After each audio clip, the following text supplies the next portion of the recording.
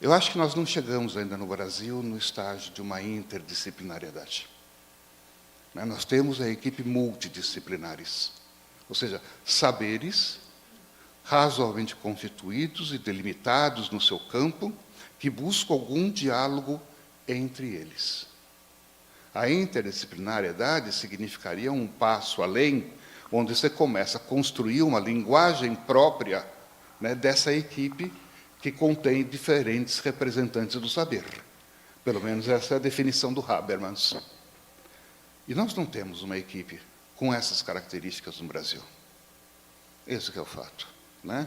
Mas costuma-se muitas vezes falar de uma maneira indiscriminada, né, equipes interdisciplinares ou multidisciplinares, né, conhecimento transdisciplinar, que é outra coisa que na área de saúde, né, muito pouco a gente tem, né?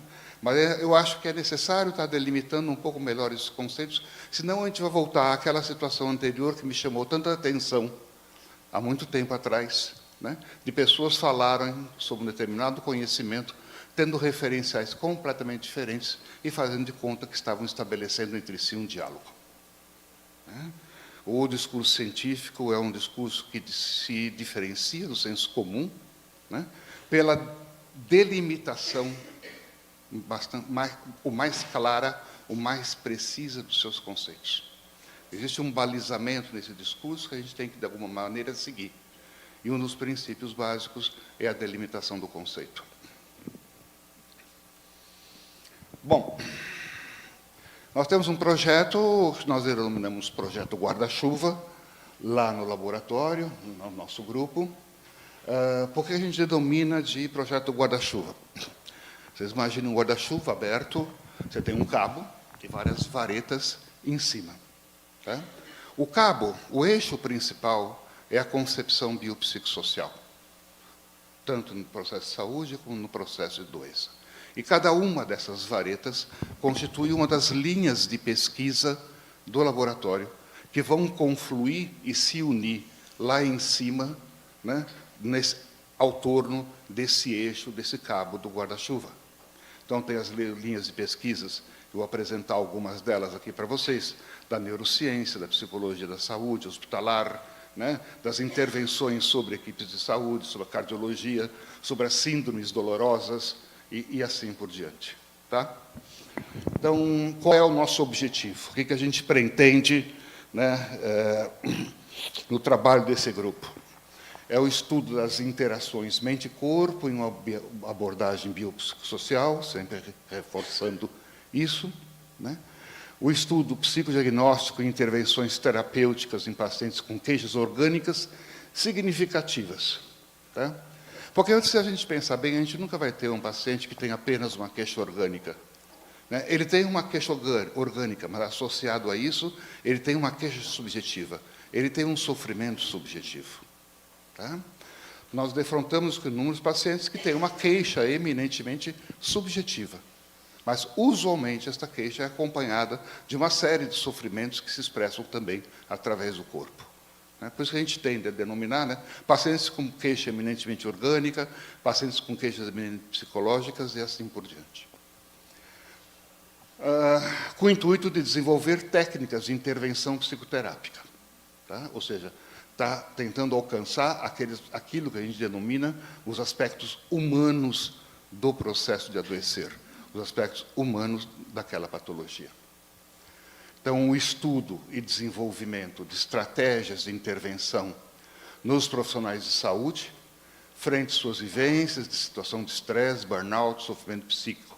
Ou seja, um braço, né, uma vareta daquele guarda-chuva, onde vai estudar fundamentalmente as situações, né, psicossociais dos profissionais da área de saúde. O quanto que eles estão submetidos a uma situação de estresse bastante constante e que demanda deles sempre um esforço muito grande de adaptação. Né? Podemos exemplificar o doutorado do Walter, onde ele pesquisou sobre a construção de sentido na profissão dos atendentes de enfermagem aqui no Hospital Universitário. É muito interessante, a gente conseguiu aprender muito com essa investigação, com essa pesquisa.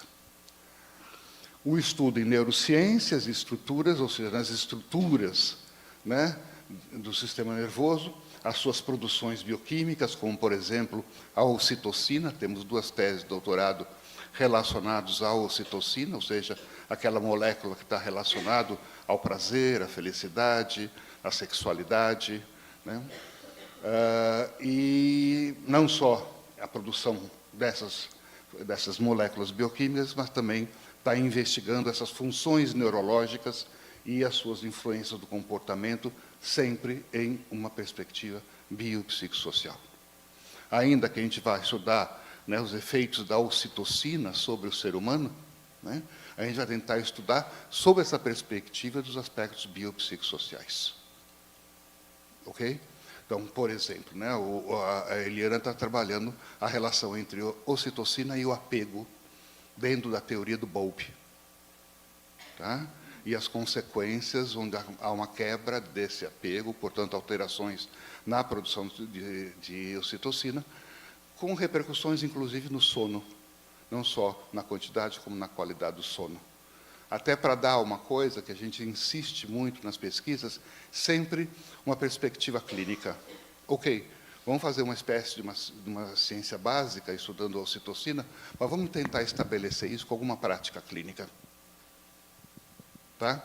O João Paulo, que está estudando também ocitocina, né, relacionado às fobias sociais, né, e como pode utilizar-se desse recurso no sentido de estar ajudando, de alguma forma, contribuindo terapeuticamente com essas pessoas portadoras desse tipo de transtorno.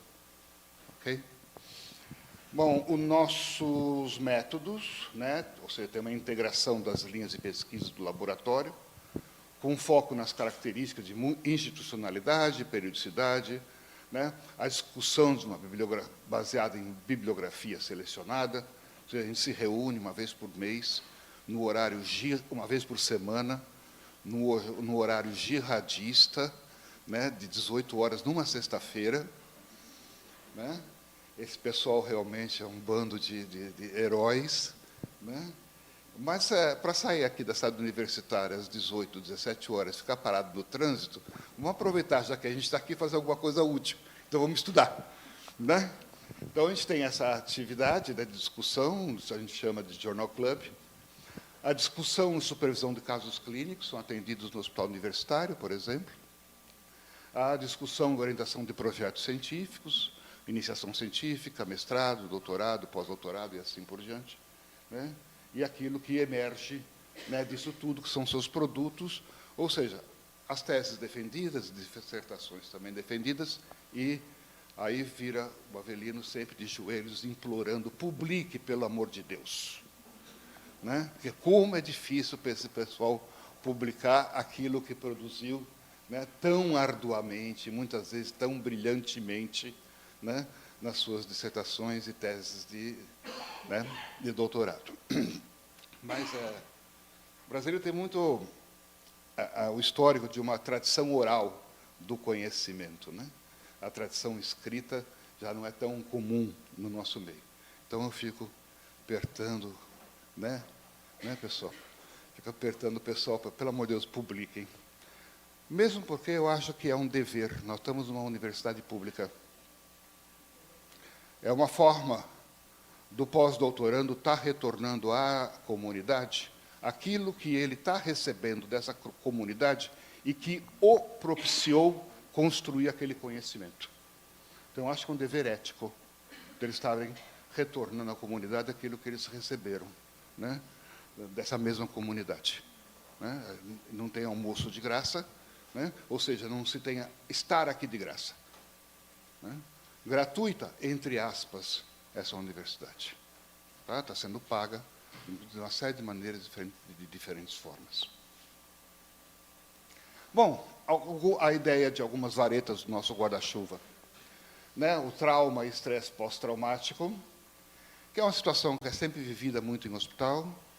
A dissertação da Maria Angélica Prado, que ela vai apresentar hoje à tarde em alguns aspectos aqui para você, onde ela trabalhou sobre o trauma e a síndrome de estresse pós-traumático naqueles pacientes que foram fazer uma cirurgia eletiva, né, uma videolaparoscopia, uma retirada de vesícula, né, que o médico fala, olha, você entra aqui de manhã, 6 horas da manhã, às 4 horas você está saindo e indo para casa.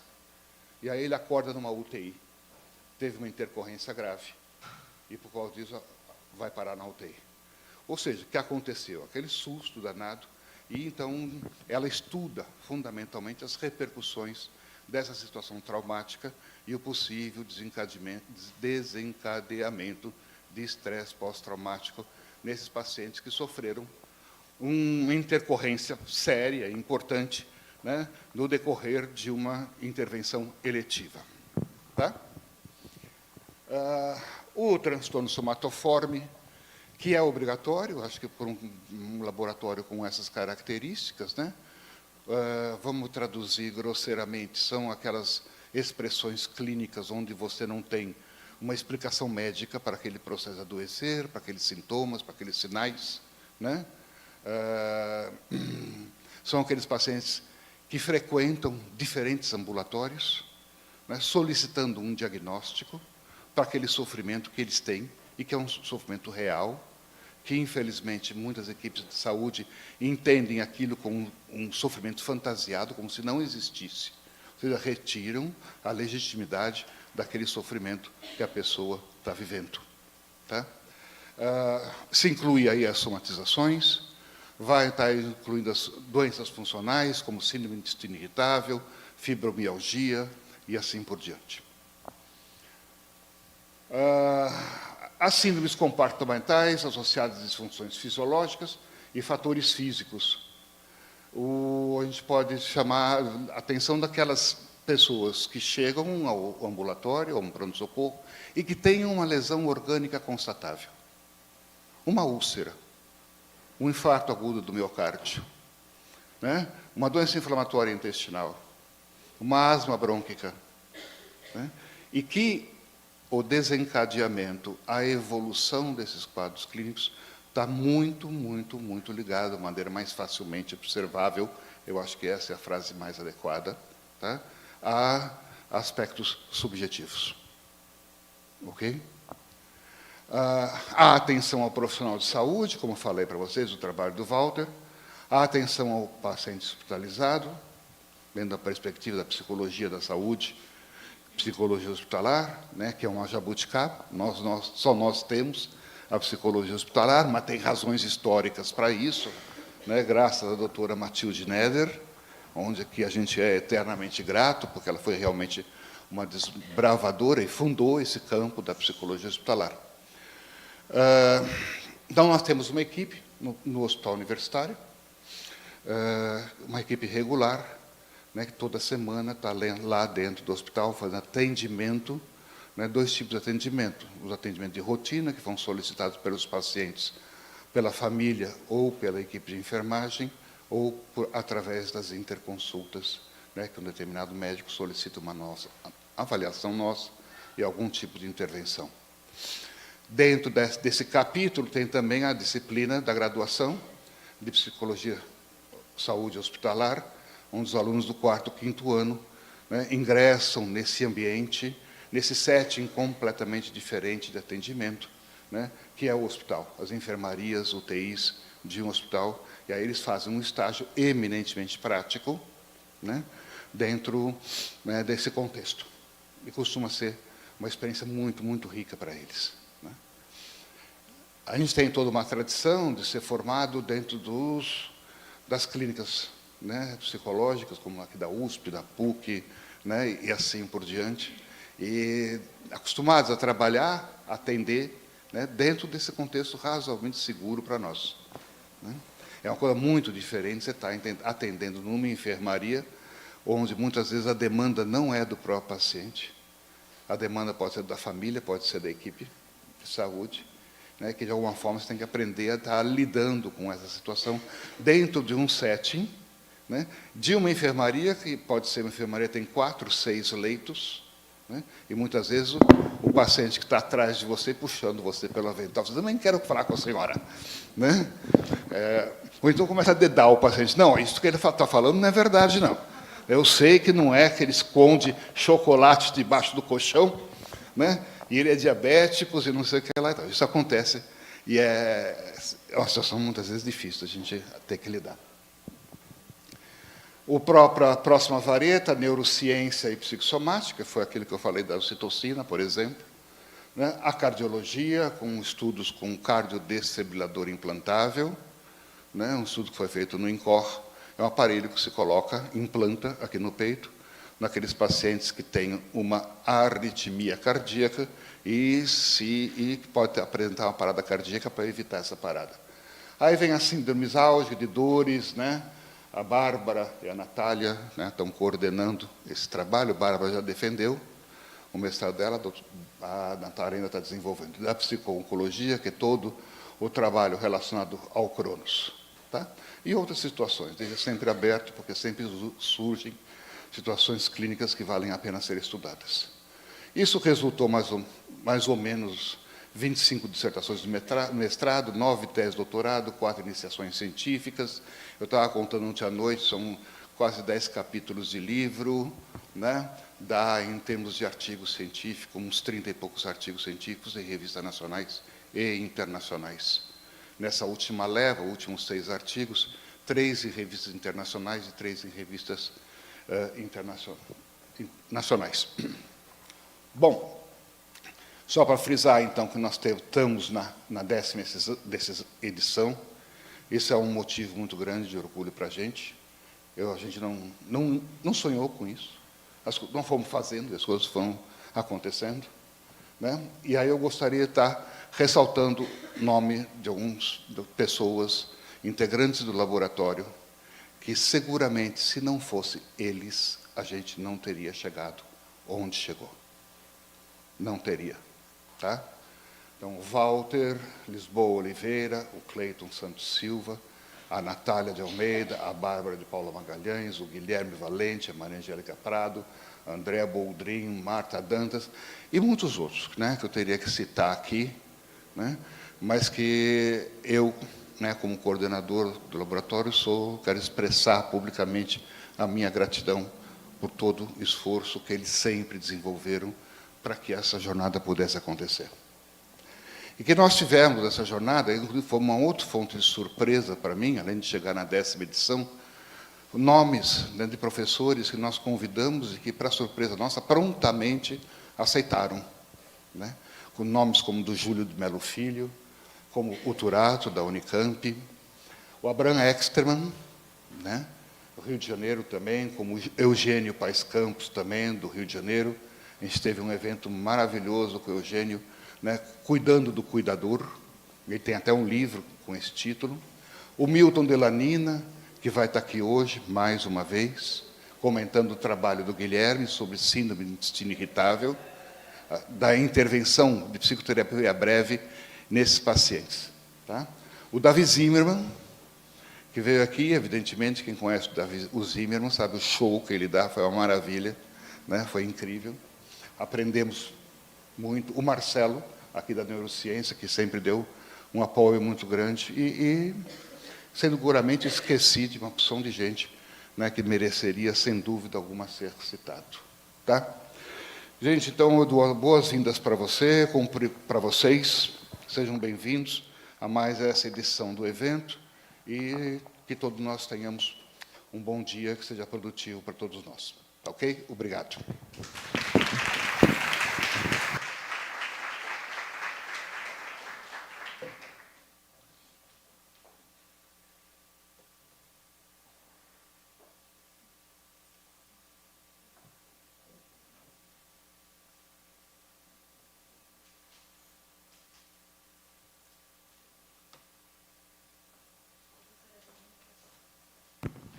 Obrigada pelas palavras. Dando continuidade à programação, vamos agora convidar a enfermeira, doutora Juliana Gimenez Amaral, que irá ministrar a conferência Interdisciplinaridade em Oncologia, um caminho necessário. Ela possui graduação em enfermagem, especialista em oncologia e em educação em saúde, é mestre em enfermagem e doutora em patologia ambiental e experimental. Ela atua na coordenação da graduação em enfermagem e na docência da Universidade Paulista e ela é professora convidada da pós-graduação na área de Gestão de Saúde e Oncologia.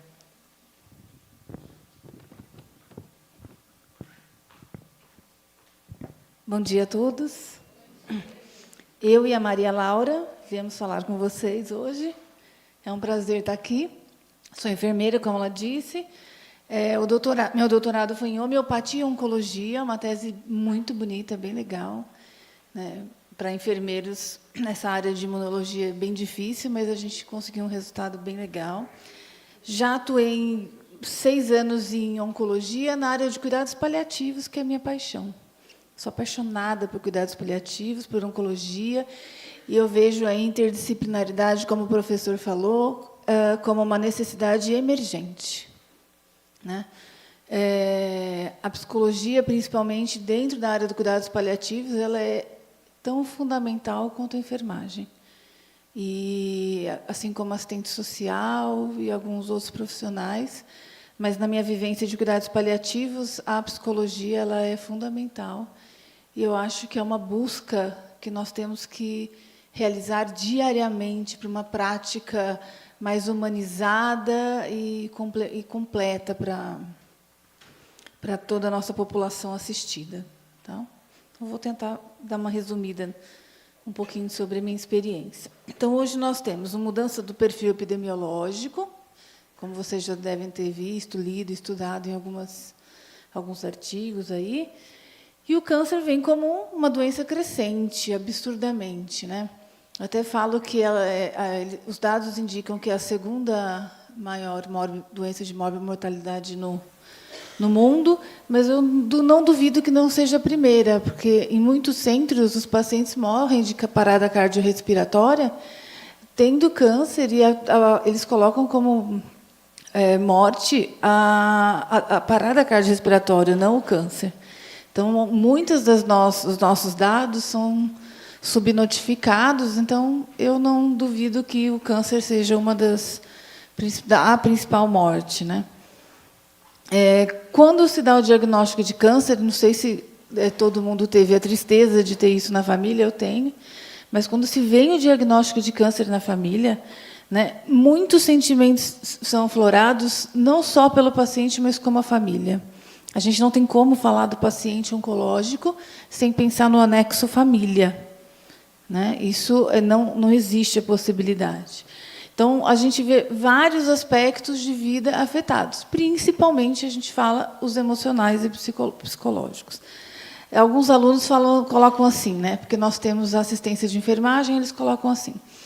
A gente dá o case para o aluno, ele coloca assim, realizar apoio psicológico. Aquilo me dá até taquicardia, né?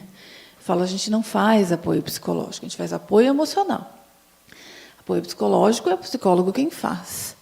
Mas o enfermeiro, na busca de auxiliar, porque enquanto em uma unidade nós temos 50 enfermeiros, nós temos 2 psicólogos. Esse número está errado, gente. Né? Não dá para ser assim. E aí a enfermagem tem que ser, de uma certa forma, ouvir, pelo menos, esse paciente, essa família, para ver o que a gente pode fazer. Porque a gente é órfão de outros profissionais também. E a gente está 24 horas por dia junto com esse paciente, né? Então, o que a gente pensa? Que, a partir desse diagnóstico, né, a gente tem muito mais implicações. É só psicológica do que a gente está falando? É social. Lá no Hospital do Câncer de Barretos, onde eu trabalhei, nós tínhamos gente do país inteiro. Eu lembro de uma mãe que ela tinha uma bebê de 6 meses com neuroblastoma, e ela veio do Pará, de Belém, e deixou, com esse nenê de 6 meses, e ela deixou o marido com um filho de 5 e um de 3 lá. Olha essa mãe, né? Olha essa família. Né? Que eles não tinham condições de acompanhar e ajudar. Ela era cuidadora única, né? A importância aí do trabalho que o professor falou, cuidando do cuidador. Ela era cuidadora única, ela passava 24 horas com essa criança, com uma família longe. Então, existem muito mais implicações, e a necessidade de realmente um olhar focado em todas as dimensões, que a gente vai falar um pouquinho sobre isso também, né? E aí, o que a gente tenta buscar nessa assistência? Avaliar todas as dificuldades que esse paciente e essa família apresentam no decorrer desse diagnóstico, tratamento e reabilitação. É isso que a gente teria que ver. Eu não sei se vocês tiveram, na graduação, em alguma parte da formação de vocês, uma disciplina de família que mostrasse o genograma e o ecomapa.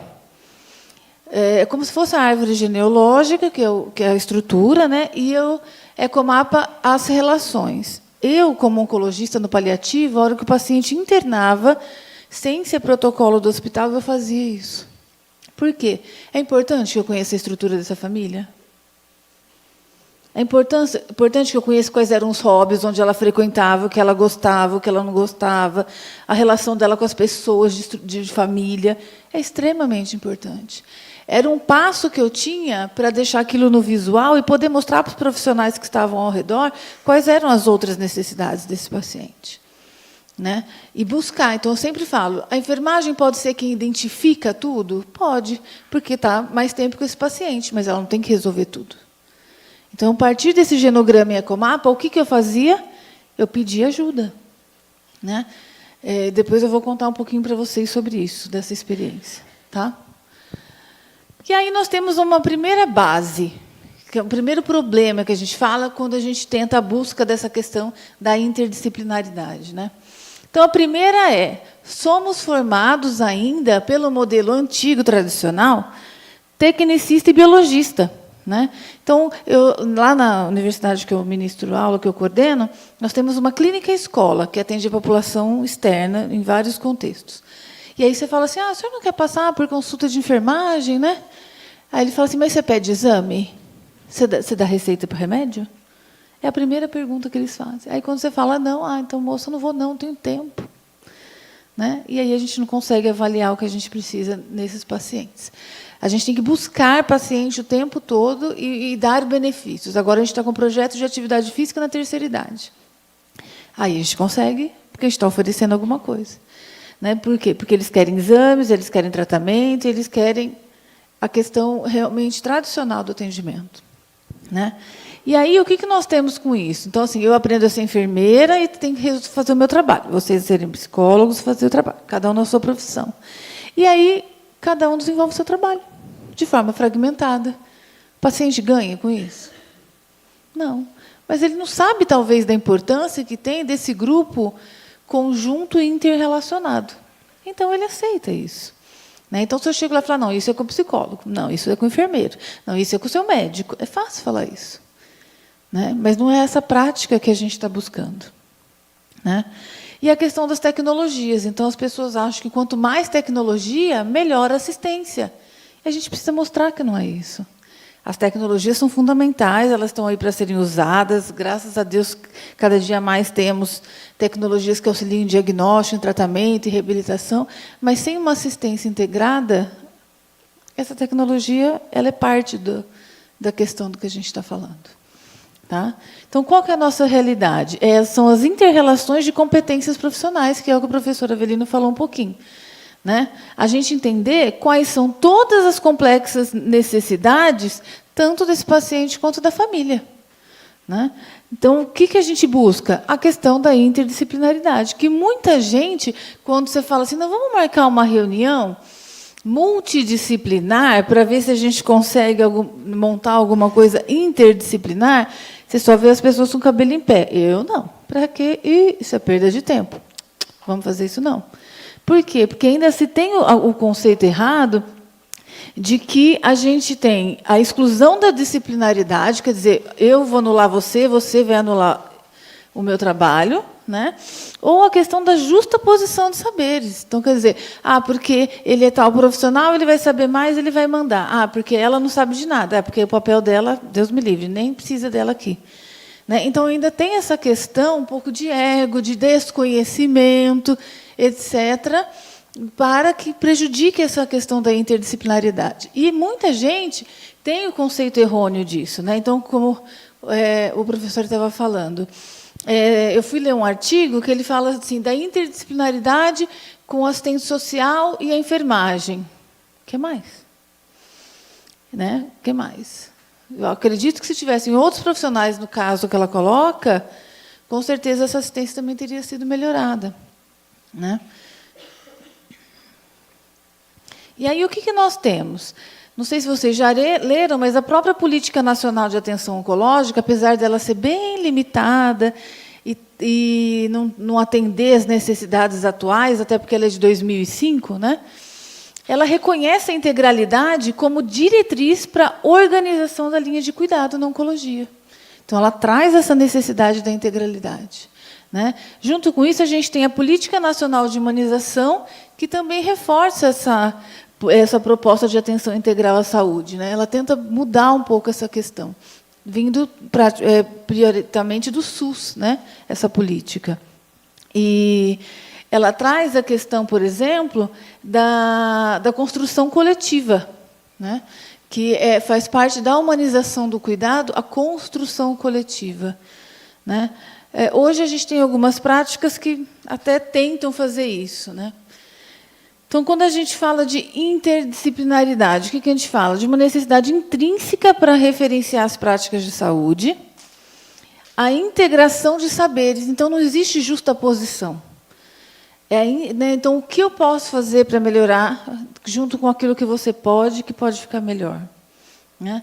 A articulação dos diferentes saberes, a diversidade de olhares, isso é essencial. Hoje, o profissional deixou muito de se esforçar para fazer uma análise crítica da situação. Então, ele olha a patologia que o paciente tem, a doença que o paciente tem, né? E aí ele fala, não, para esse paciente é isso, né? Não existe um olhar crítico do todo desse paciente, né? Então, será que todo paciente com câncer de mama vai ser igual? Não. Né? Mas as pessoas falam, aquele paciente lá, ó, com câncer de mama, é aquela dona fulana. Para o paciente de câncer de mama, geralmente a gente trabalha a questão da mastectomia, de como ela fica sem mama. Mas será que isso é tão importante para todas? Será que isso realmente é a referência para todas?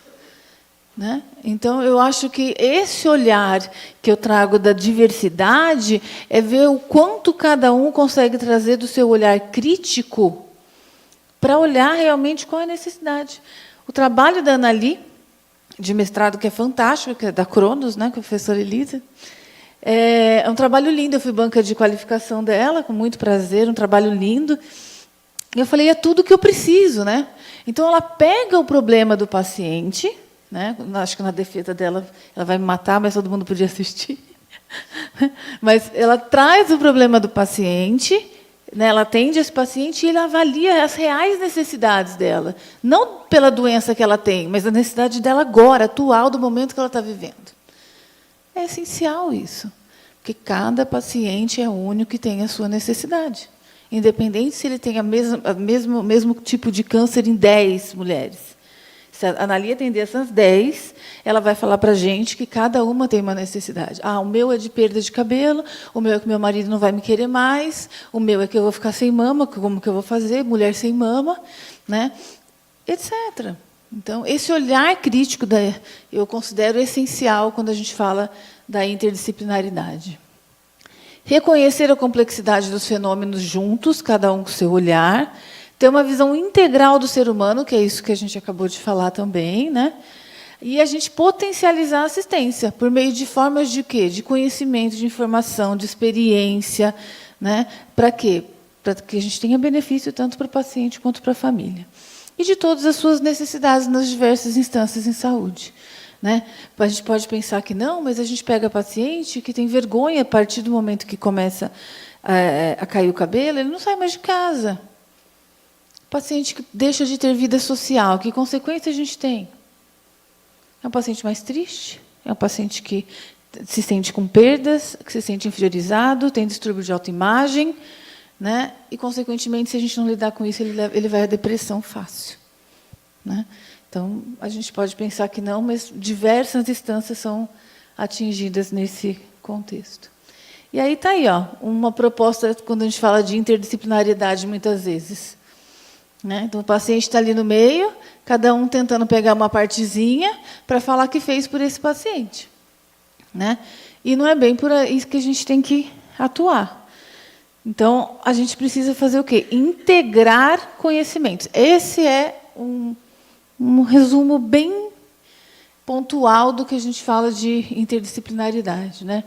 Então, identificação das condições de vida, a questão do genograma e ecomapa, que eu comentei com vocês, identificar os determinantes sociais que interferem naquele momento no processo de saúde e doença, auxílio profissional para o enfrentamento também, efetivar sistema de contra-referência aos serviços externos, que isso traz um pouco na política nacional de humanização, né?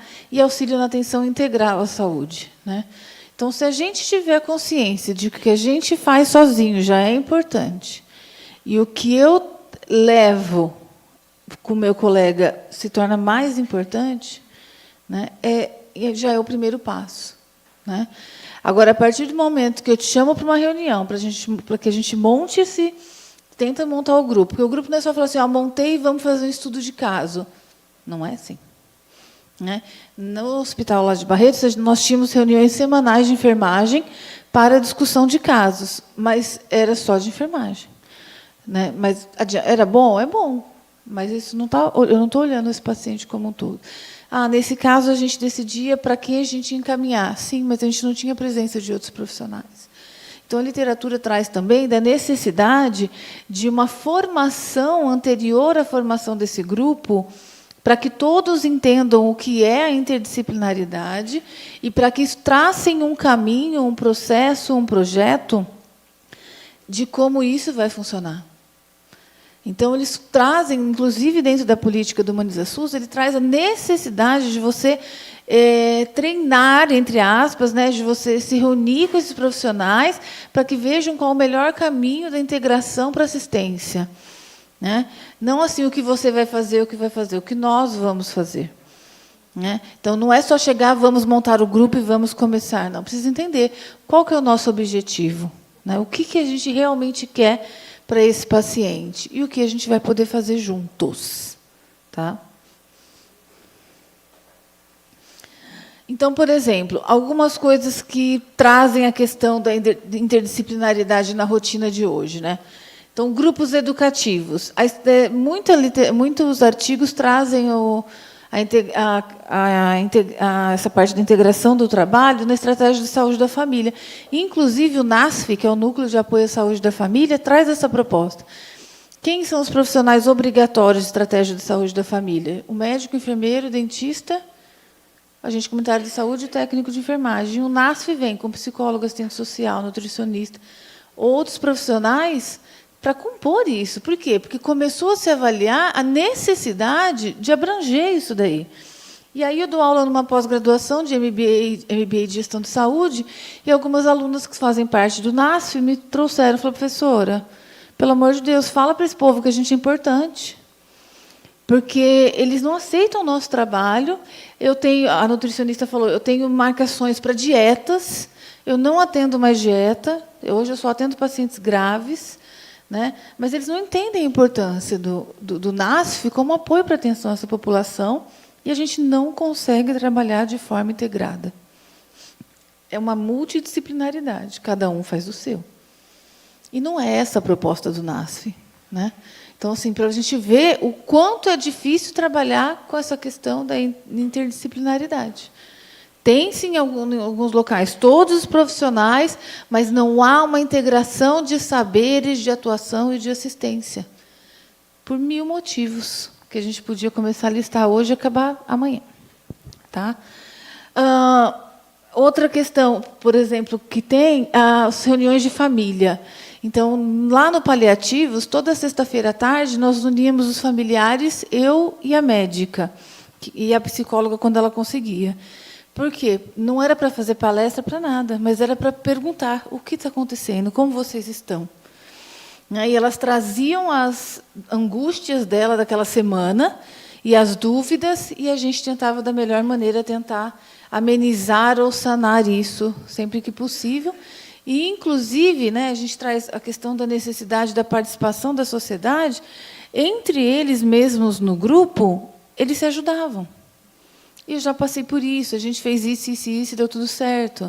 Ela já fez esse tratamento, vai ficar tudo bem. Né? Então, eles próprios se ajudam. Então, a gente chamava, entre nós, de reunião da Rádio Peão, mas a gente via a importância que era eles se encontrarem com mediações de profissionais, que é diferente.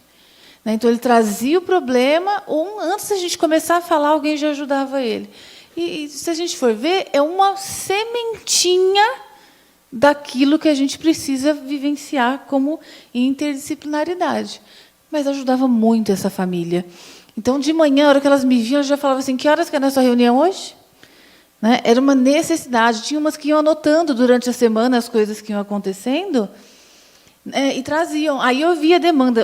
Esse daqui eu acho que a gente vai precisar chamar alguém da radioterapia. Esse daqui eu acho que a gente vai precisar chamar alguém de algum setor. Que elas iam me falando durante a semana, e na sexta-feira, quem pudesse, eu ia chamando, e chegava para ajudar essa família nessa reuniãozinha.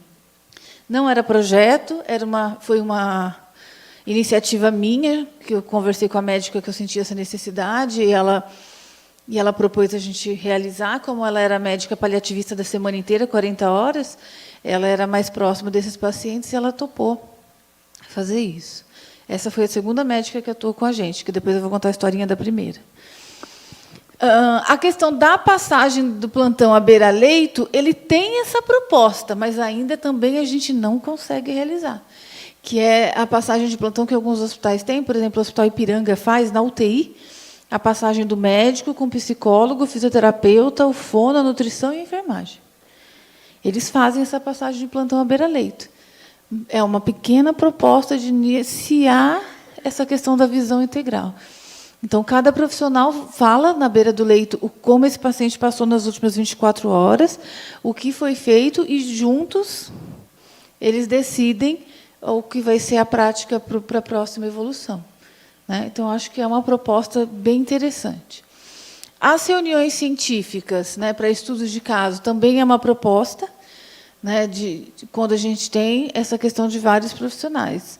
Acredito que os grupos de pesquisa, como o professor falou, são essenciais para essa dinâmica também.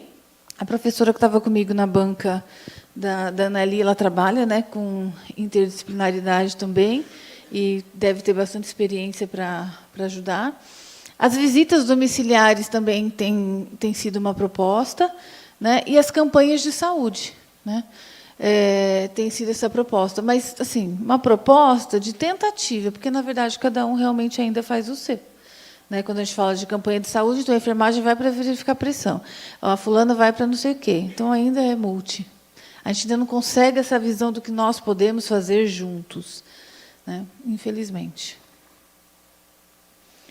Então, esse artigo do INCA, que chama Abordagem Interdisciplinar no Adoecimento e Finitude, ele mostra a proposta que eles tiveram de formação de um grupo interdisciplinar para acolhimento dos usuários, principalmente com familiar.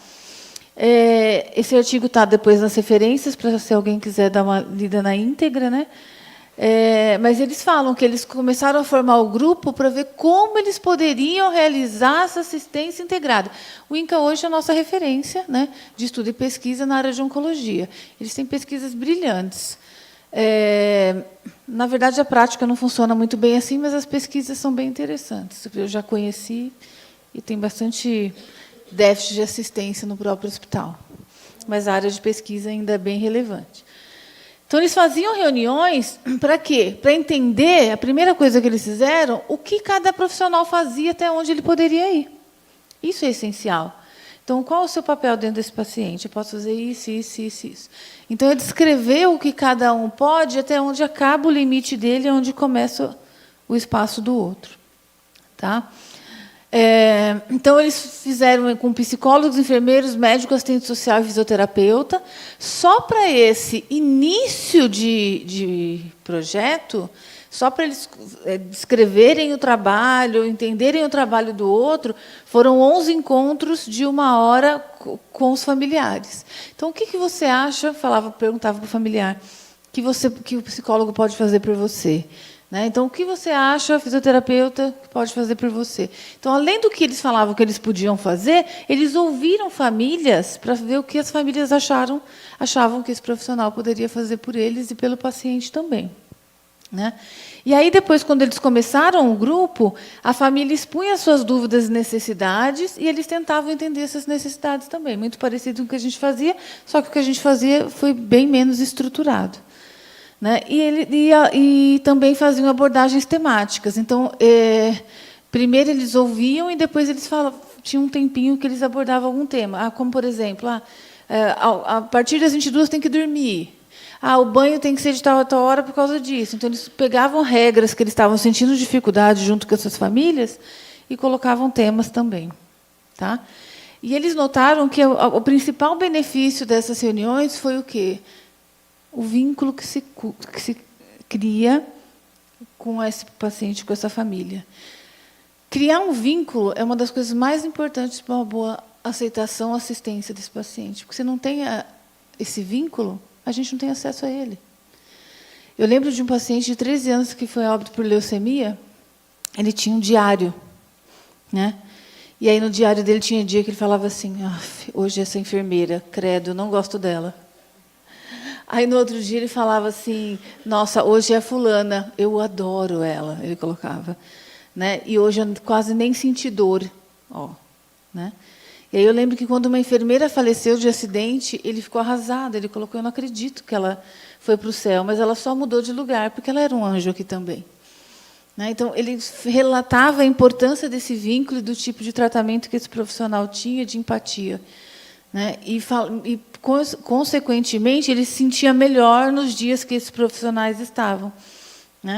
Então, assim, é a mesma coisa que você chegar, passar na rua, porque eu dou bom dia até para os postes. Você dá bom dia e a pessoa não te responder. Que vínculo você vai criar com ela? É uma coisa pequena, mas que muito valorosa dentro disso. Bom, então, dentro do que eu vivi, de algumas questões que mostram a necessidade dessa interdisciplinaridade, nós tivemos uma mulher lá no hospital que ela tinha um câncer de mama avançado, já com metástase óssea pulmonar, acamada, já com síndrome de compressão medular, e ela tinha uma perspectiva de vida aí de uns 6 meses pelos médicos. E aí, eu conversando com elas falaram que a mãe era filha única, a paciente, e quem cuidava dela era uma filha de 19 anos. Era filha única também. Elas tinham uma casa no interior e ninguém mais de família. Ninguém. Nossa, mas nem um vô, nem um tio, nem um nada. Nada, não temos ninguém, somos uma para a outra. E aí eu fiz a besteira de perguntar para ela, falei assim, e você já pensou o que você vai fazer da sua vida se a sua mãe chegar a falecer? Nem pensei. Deus me livre, Deus vai curar, ela não vai morrer. Falei, lascou. Porque essa mãe vai morrer. E aí eu liguei para a assistente social, liguei para a psicóloga, chamei a médica, a gente se reuniu e falei, então, gente, a situação é essa. Existe uma necessidade emergente de preparar essa menina para o luto. Porque senão essa mãe vai morrer, essa menina é sozinha, e eu não sei o que a gente vai fazer. De imediato, a gente traçou um plano de ação, onde a psicóloga começou a vir diariamente falar com ela, assistente social a cada 3 dias, e eu continuaria na parte da investigação dos sentimentos, do retorno, do que nós faríamos. E aí a gente descobriu que eles tinham essa casa, ela não trabalhava, e o que a gente poderia fazer por ela. Depois de 7 meses, ela ficou internada esses 7 meses com a gente, essa mãe faleceu. Gente, foi uma aceitação tranquila, uma tristeza natural, mas uma aceitação tranquila. Nesse dia, eles já tinham vendido a casa, nesse período, eles já tinham vendido a casa no interior. Ela estava comprando uma casa lá em Barretos, e a assistente social já tinha colocado ela em contato com algumas empresas para ela começar a trabalhar. Então, olha a diferença. Eu podia muito bem ignorar essa informação que ela me deu. Mas isso, para mim, me matou. Falei, não pode.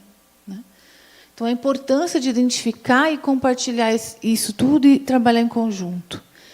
Num outro momento, nós tivemos um rapaz, ele era muito quietinho, sabe? Uma pessoa reservada, ele era do interior, da área rural, e ele descobriu um câncer de mama. Ele devia ter uns 35 anos. E, quando chegou, já estava até ulcerado, porque eles não têm esse conhecimento. Ele falava que ele achava que era um bicho que pousou e fez aquela ferida. E aí, só que assim, lá nós tínhamos um espaço arborizado, cheio de mesas, onde eles jogavam baralho, dominó, tinham televisão, tinham terapia ocupacional, era bem legal lá. E ele ia, quietinho, falava bom dia bem... Bom dia. Ia para o cantinho, brincava, jogava baralho e tal, estava boa. Aí, essa primeira médica que eu falei para vocês, pegou uns resultados de exame dele e viu que não tinha mais nada para fazer. Na verdade, não, nada para fazer significa que a gente vai trabalhar agora só os sintomas, que é o paliativo, né? Nós podemos estar bem, e a partir do momento que for vir os sintomas, a gente vai trabalhando para manter qualidade de vida. E aí ela virou para ele e falou assim: fulana, eu preciso falar com você, bem alto. Ela tinha um sotaque, porque ela era, acho, colombiana. Falou bem, ela falava muito alto, foi a primeira médica que entrou lá. Fulana, eu preciso falar com você. Aí ele veio, no meio do corredor. Sabe no meio do corredor? Aí ele falou assim para ela. Ela falou assim para ele: então, meu querido, falando alto, eu estou falando baixo, ela falava alto. Chegaram os seus exames, não tem mais nada que fazer. Agora, esperar morrer, enquanto isso, a gente cuida. Gente, eu juro por tudo, em 3 dias, na hora que ela falou, ele não abriu a boca. Eu só vi o semblante dele abaixar, e eu assim, né, atrás, não acreditando naquela cena que eu estava assistindo.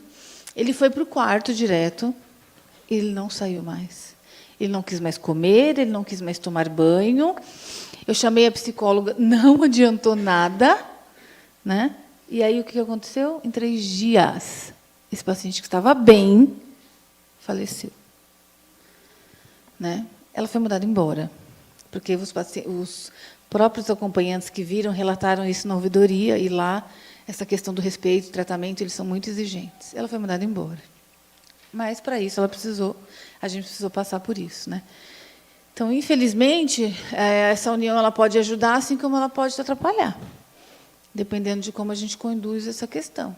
Então, se a gente se chega empoderado como profissionais frente aos pacientes e família, a gente não consegue resultado nenhum. O poder é deles, a necessidade é deles, né? E a gente que tem que atender essas questões. Então, o que a gente precisa? Entender que todos temos sua importância e valor, né? Saber que juntos nós somos melhores, né? Temos a nossa capacidade, nosso potencial sozinho, mas juntos nós somos melhores, né? Sabemos que juntos, maior benefício, quem ganha é paciente e família. Trabalhar a capacitação para o conhecimento dessas atuações e buscar mais iniciativas para montar esses grupos e tentar trabalhar com interdisciplinaridade real, né? E, para isso, a gente precisa de 2 questões. Organização e vontade, né? Eu acho que são 2 coisas que hoje demandam uma tristeza. Ninguém anda com muita vontade de tudo, muito menos de se organizar. Bom, é um pouquinho do que eu tinha para falar para vocês. Obrigada.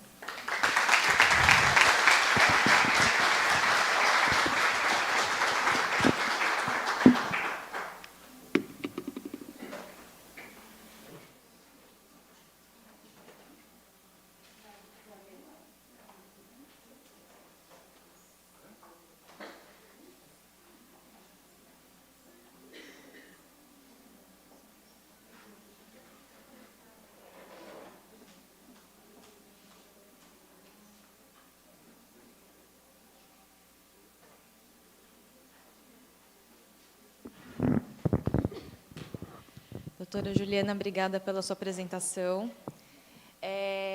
Antes do intervalo, a gente vai abrir um espaço para perguntas. Alguém tem alguma pergunta para fazer para a doutora Juliana?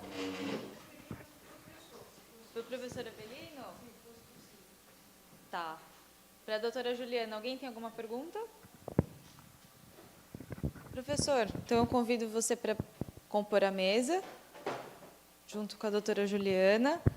Eu vou passar aqui o microfone.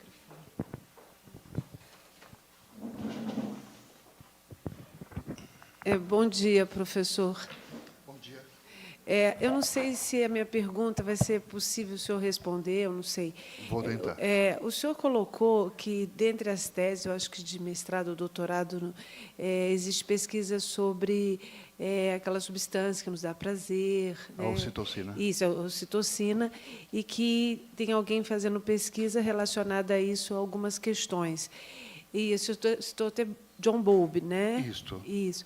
Então, eu gostaria de saber se existe alguma pesquisa nessa área, dentro desse olhar, sobre a questão se Por exemplo, quando o Winnicott fala sobre privação e delinquência, se, com relação à questão da oxitocina, se essa privação afetiva levaria a algumas questões relacionadas a esse comportamento agressivo, né, que eu nem vou colocar como delinquência, mas agressivo, que poderia contribuir para uma reflexão sobre isso, já que no Brasil a gente vive essa problemática com tanta constância, né, e agora a gente vê... por favor, eu não estou dizendo que nós não temos várias questões sociais, econômicas, não, etc. estou entendendo. Né, mas relacionada exatamente à oxitocina, se tem alguma vertente nisso. Muito obrigada. Eu espero que a gente chegue lá.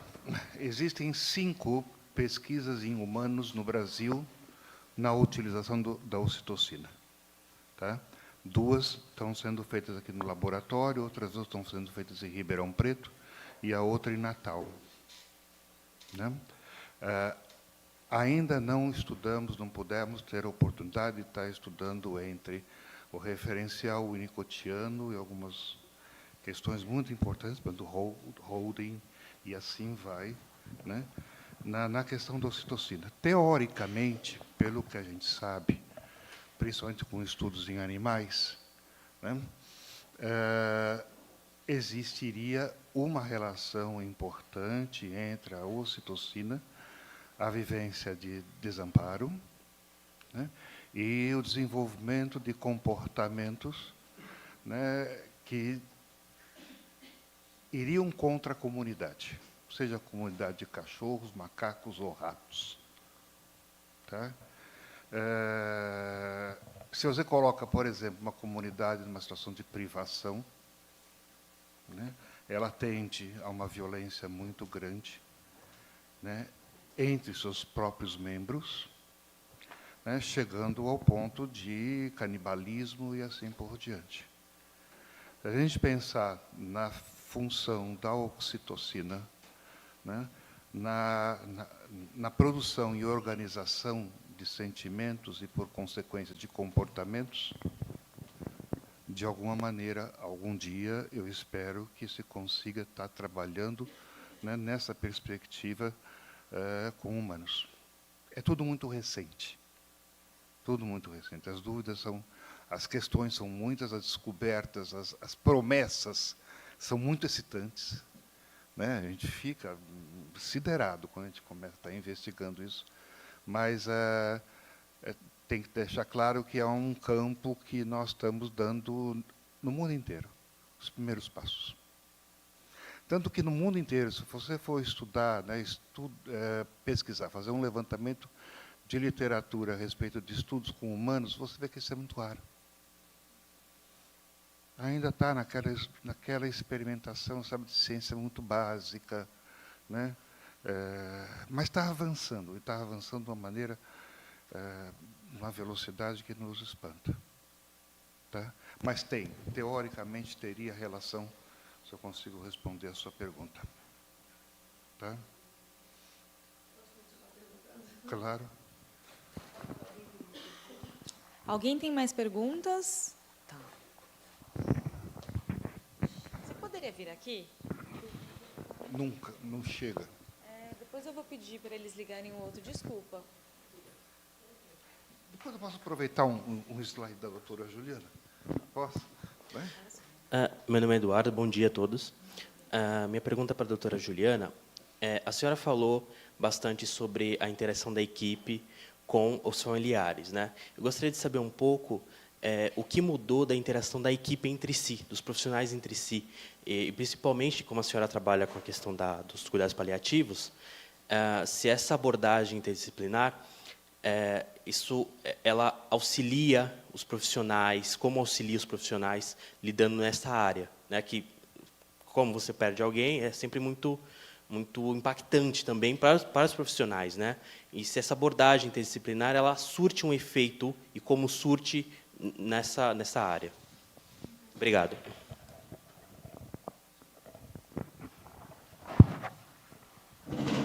Obrigada. Então, tem inclusive alguns estudos que eles mostram, um desses que está referenciado, ele mostra qual é o sentimento dos profissionais né, que estão atuando frente à interdisciplinaridade. E eles trazem essa questão, e é o que nós achávamos também, de segurança. Então, a partir do momento que você tem outras pessoas junto com você, né, isso te traz segurança. Um exemplo disso, por exemplo, assim, eu lembro de uma vez que uma paciente perguntou se ela ia morrer, né? E aí a minha vontade era responder, né? Todos vamos, né? Mas não podia responder isso. E aí a médica interviu e começou a falar um pouco sobre morte com essa paciente, né? Da questão de que a morte ela é relativa, que não depende só dos médicos ou dos enfermeiros, que o câncer é uma doença imunológica que ia depender de como o organismo dela ia responder, mas que todos estavam fazendo o máximo para que isso não acontecesse, ou de forma mais tardia, num tempo maior, né? E de que o conforto ela teria, que ninguém ia deixar ela sofrer. Isso acalmou a mim, acalmou a técnica que estava do lado e acalmou a paciente, né? Então, sabe quando você fala assim, era isso, agora eu já sei o que responder, né? Então, foi uma forma da gente se sentir segura, porque muitas vezes a gente fala alguma coisa que impacta negativamente. A gente teve uma situação de uma técnica que falou assim, vai dar tudo certo. Frente a uma doença, o que você entende que vai dar tudo certo? Ela vai sarar. E essa paciente morreu. Essa acompanhante veio ensandecida em cima dessa técnica, porque você mentiu. Porque você falou para mim que tudo ia dar certo e ia acabar bem. E olha o que aconteceu, né? Então, esse preparo de equipe precisa, e a gente ter outros profissionais mais capacitados, muitas vezes, em determinados eixos, é essencial para o sucesso. Então, com certeza, para os profissionais que têm tentado trabalhar com interdisciplinaridade, isso é muito rico. É muito bom. Não sei se eu respondi a sua pergunta. Obrigada. Alguém gostaria de fazer alguma pergunta? Então...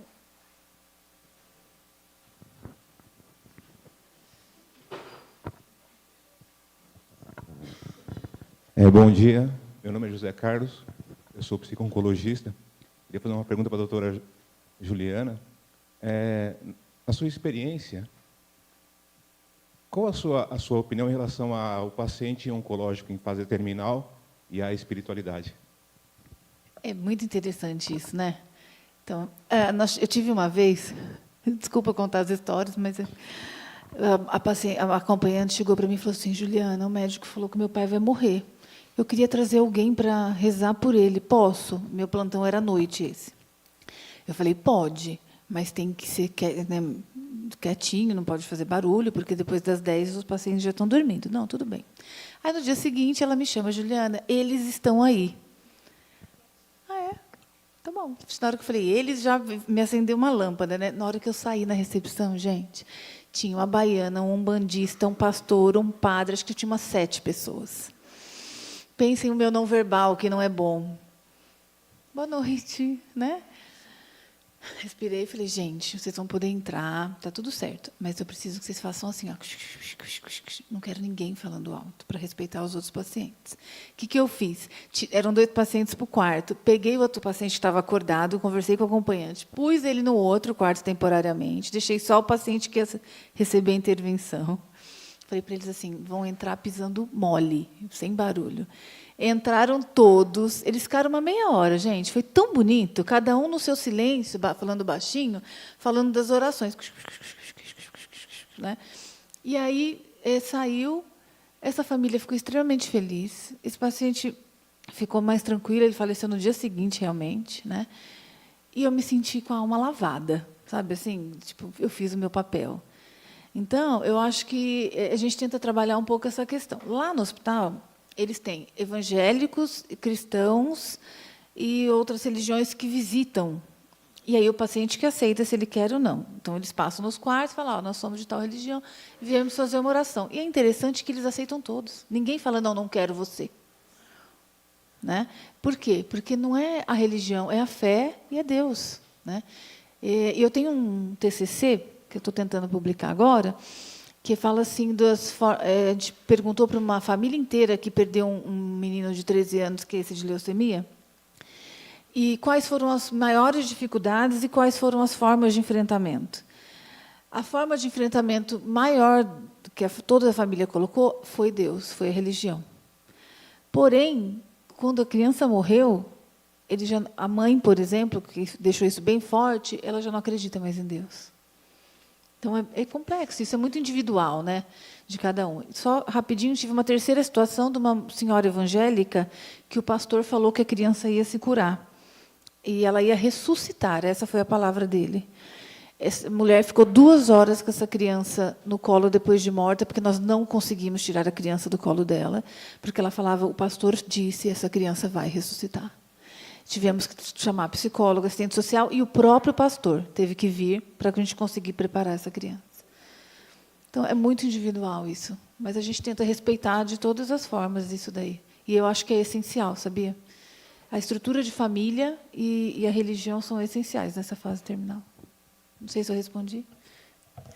Deixa eu tentar colocar dentro, ver se eu consigo colaborar um pouco com essa questão, porque a gente tem uma dissertação do mestrado do Cleito sobre coping religioso, e coping religioso positivo e negativo, né?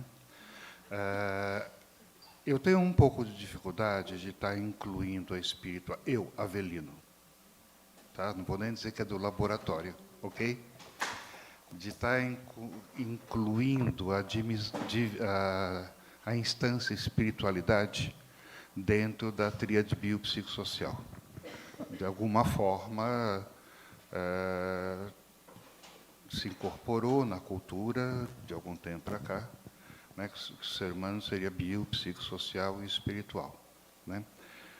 Na minha concepção, o espiritual faz parte da instância do psicológico, conjunto de crenças que a pessoa tem, independente de ter ou não uma religiosidade, né, mas acredita em alguma coisa transcendental.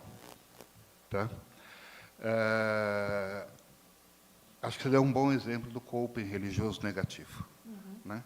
Quando a pessoa lança a mão do coping religioso, que talvez seja um dos copings mais utilizados dentro do ambiente hospitalar, mas utiliza esse coping de uma forma que não contribui para mecanismos adaptativos mais eficazes perante aquele processo tão danoso, tão sofrido, né, que é o processo de doença, o processo de morte e assim por diante. Né? A gente não tem, talvez em função desse ímpio aqui, o pessoal acaba não no laboratório não abordando nem estudando muito a questão da espiritualidade, mas vai estudar a questão da religiosidade da perspectiva do coping. Ok? A minha pergunta... Bom dia, Juliana, tudo bem? A minha pergunta é para você. No seguinte sentido, porque você falou de equipe, né? E eu trabalhei muito com equipe, com grupo. O que eu percebia sempre era uma competição entre os membros da equipe. Isso atrapalhava tudo. E não dava muito para mexer, a não ser com muita delicadeza. Eu tenho uma escuta mais psicanalítica, então eu percebia inveja, competição. E aí, um dia eu chamei a equipe, eu era a única psicóloga, o que não é bom, a gente às vezes tem que chamar alguém de fora para tratar a equipe toda. Mas eu dei uma conversada com eles, parece que a coisa melhorou um pouco. A Belkis diz uma coisa muito legal, Belkis Romano, do INCOR, que não tem alguém... Claro que o médico é o mais importante, mas dependendo da situação. Que tem uma certa hora que pode ser a enfermeira mais importante, pode ser a faxineira que está no quarto, o cara quer conversar. Eu queria saber se na sua equipe você observa isso. Eu observo que o profissional médico ele tenta ser o detentor de todo o poder. Mas, no paliativo, se o médico ele é paliativista mesmo, isso diminui um pouco, Elisa. Por quê? Porque ele tem a consciência da necessidade da equipe. Então, nós já trabalhamos com clínicos e nós já trabalhamos com paliativista. É uma diferença muito grande, absurdamente. Porque o clínico ele tem medo da sedação. Ele não cede o paciente. E a gente sabe que, em algumas horas, quando os sintomas são refratários a tratamento, eu preciso sedar esse paciente, nem que seja de forma intermitente. Só que, infelizmente, a gente tem a parada respiratória como uma reação adversa da sedação. E aí os clínicos têm medo. E aí causa um desconforto para a família e para o paciente absurdos, né? Então, eu acho assim que o preparo do profissional e a visão dele, na minha prática como paliativista, se todos os profissionais entendem o que é o cuidados paliativos e qual é a necessidade desse paciente, isso é minimizado. É minimizado, tá? Mas não deixa de ter. O ego que eu falei na palestra, né, um pouco que eu falei, é essa competição que a Elisa está trazendo. Ela existe, mas ela consegue ser minimizada quando você tem uma equipe que está consciente daquilo que um precisa do outro, né? Mas sempre tem o profissional médico que ele é detentor do poder mesmo. Isso tem, aí depende também de cada um, da personalidade um pouco de cada um. Não sei. Isso. É muito bom. Doutora Avelino, doutora Juliana, nós gostaríamos de agradecer a presença de vocês, essa possibilidade, né, de a gente ampliar as fronteiras do conhecimento. Pessoal, nós vamos dar 10 minutos de intervalo, tá bom, para tomar uma água, tomar um café. Então, a gente vai aguardar vocês às 11h10, tá bom? Para dar continuidade à programação. E aí nós teremos a mesa redonda, psico-oncologia e atuação do psicólogo numa perspectiva interdisciplinar, para dar continuidade a esse raciocínio que a doutora Juliana introduziu agora nessa apresentação. Tudo bem?